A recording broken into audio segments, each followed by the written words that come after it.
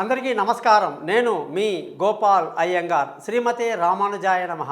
5వ తారీఖు మే నెల నుంచి 11వ తారీఖు మే నెల వరకు మేషరాశి నుంచి మీనరాశి వరకు 12 రాశులకు వార ఫలాలు ఎలా ఉందో ఈరోజు తెలుసుకుందాం. మీరందరూ కూడా గమనించాల్సింది ఏమిటంటే, పెద్దవాళ్ళు ఎవరైతే సరే తాతలు ముత్తాతలు అమ్మమ్మలు నాయనమ్మలు ఎవరైతే మరణించారో వాళ్లకు తద్దినం పెట్టడం అనేది సాంప్రదాయం. తద్దినము అంటే తత్ అంటే తిథి అనమాట. ఆ తిథి రోజు వాళ్ళకి మనం ప్రత్యేకంగా గుర్తు చేసుకొని ఏ నెలలో చనిపోయారో, ఏ పక్షంలో చనిపోయారో, ఏ తిథిలో వాళ్ళు చనిపోయారో ఆ రోజున వీళ్ళు పెద్దవాళ్ళకి పిండ ప్రదానం చేయటం వల్ల దానిని తద్దినం అంటారు. పంతులు గుళ్ళో చేస్తారు. వాళ్ళ పెద్దవాళ్ళ పేర్లు గుర్తుంచుకొని తాత ముత్తాతల పేర్లు వాళ్ళ భార్యల పేర్లు గుర్తుపెట్టుకుని వాళ్ళకి చెప్తే గోత్రనామాలతో వాళ్ళు తద్దినం చేయటం వల్ల మీ కుటుంబంలో మీ పిల్లలు, మీ యొక్క సంసారము, మీ సంపద, మీ వృత్తి, మీ ఆరోగ్యము అష్టలక్ష్మితో కూడి ఉంటుంది. పితృదేవతల కన్నా మించిన దేవతలు ఇంకెవ్వరూ లేరు. రాముడు ఉన్నాడా లేడా, కృష్ణుడు ఉన్నాడా లేడా అది వేరే విషయం అండి. కానీ పితృదేవతలు ఖచ్చితంగా ఉంటేనే మీరు ఈ భూమి మీద ఉన్నారనేది గుర్తుపెట్టుకోండి.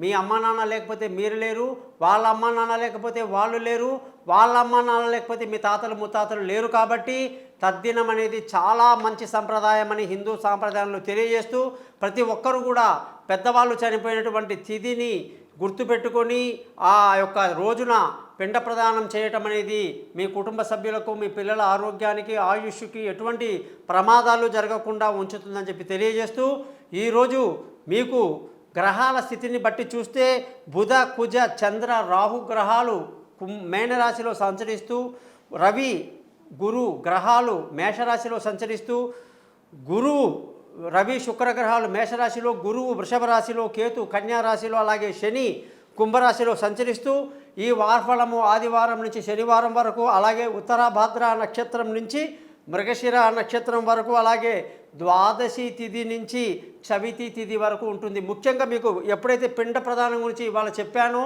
అలాగే ఏ నెలలో మనము పుట్టామో తెలుగు నెల తీసుకొని ఆ నెలలో వచ్చే ఆ నక్షత్రం రోజున మన పుట్టినరోజు జరుపుకోవాలి.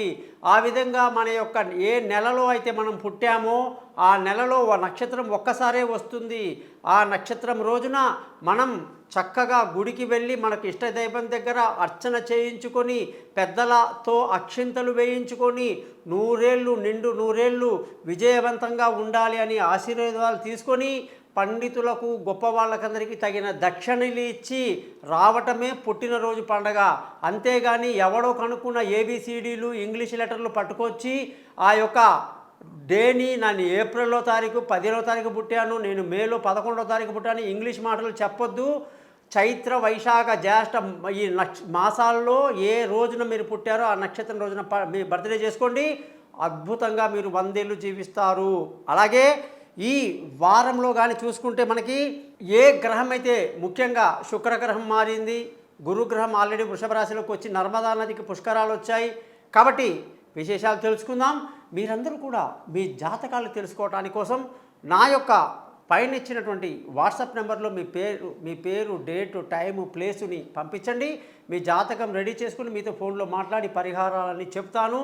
అలాగే మీ యొక్క జాతకంలో ఎటువంటి దోషాలున్నా కూడా వాటి తొలగించడానికి ఎటువంటి ఉపాయాలు ఉందో అవి కూడా తెలియజేస్తాను. నా వెబ్సైట్ చూసారా, పేరు యూట్యూబ్ది పేరు thesimple.astrologer.com. అంటే ఏది కూడా ఎంత పెద్దగా చెప్పేసి మీ చేత యజ్ఞాలు హోమాలు యాగాలు మీకున్నటువంటి ఆస్తిపాస్తులు తగలబెట్టేసి అంత గందరగోళం చేయను, సింపుల్గా చెప్తానన్నమాట. అందుకే నా పేరు thesimple.astrologer.com. అదేవిధంగా నేను ఇచ్చేటువంటి ఒక నవరత్నమైనా సరే అది మీకు నేను ఇచ్చిన ఖరీదుకి బయట ఉన్న ఖరీదుకి 10 ఎక్కువ ఉంటుందని కూడా మీరు బాగా గ్రహించాలి. నేను ప్రత్యేకంగా జపాలు పూజలు అన్నీ చేసి ఒరిజినల్ సర్టిఫికెట్తో నేనే ఉంగరాన్ని తయారు చేసి మీకు ఇవ్వడం జరుగుతుంది కూడా. అటువంటి పరిహారాలు చేసుకున్న వేల మంది ఇవాళ నాకు గొప్ప శిష్యులుగా కనిపిస్తూ నన్ను ఫాలో అవుతూ ఉన్నారని మీరు తెలుసుకోవాలి. ముఖ్యంగా ఈ వారం పరిస్థితి కానీ చూసుకుంటే,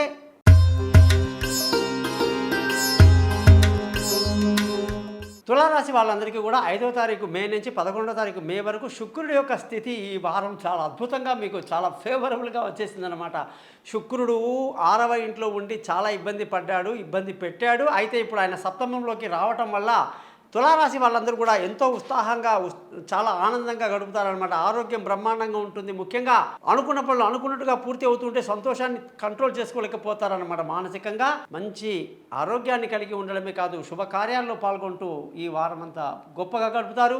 రావాల్సిన డబ్బు సకాలంలో చేతికి అందక కొంత ఇబ్బంది అయినప్పటికీ కూడా అటు ఇటు కవర్ అయిపోతుంది. ఇబ్బంది ఏం లేదు. పిల్లల చదువు విషయంలో కాస్త శ్రద్ధ పెట్టండి.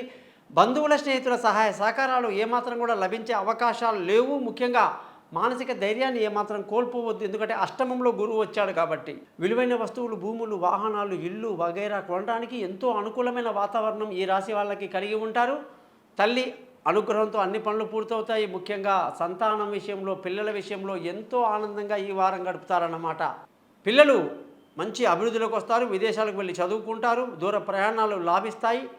తెలివైన నిర్ణయాలతో ముందుకు వెళ్తారు. ఆరోగ్యపరమైన విషయాల్లో మాత్రం చాలా జాగ్రత్తగా ఉండాలండి. ఎందుకంటే అష్టమంలో గురువు వచ్చాడు కాబట్టి ఆరోగ్యం మీద దెబ్బ కొడతాడు కాబట్టి సంవత్సరం పొడుతా కూడా తులారాశి వాళ్ళకి ఈ యొక్క పరిస్థితి ఉంది. జాగ్రత్తగా ఉండాలి. ముఖ్యంగా భార్యాభర్తల మధ్య చక్కటి సంబంధాలు అన్నీ ఉన్నాయి, అంతా బాగానే ఉంటాయి. కానీ ఎక్కడో అక్కడ చిన్న పొరపాటు జరుగుతుంది. వెంటనే ఇద్దరి మధ్య చిన్న గొడవ వస్తుంది, వెంటనే తగ్గిపోతుంది. కానీ నోటిని అదుపులో ఉంచుకోవటం వల్ల భార్యాభర్తల మధ్య గొడవలు రాకుండా కూడా మనం ఆపుకోవచ్చు అని చెప్పేసి తెలియజేస్తూ, పార్ట్నర్షిప్లో వ్యాపారం చేసే వాళ్ళకి దెబ్బ పడే అవకాశం ఉంది. పెళ్ళి కాని వాళ్ళకి ఇంకా కొంత సమయం పట్టే అవకాశము ఉంది.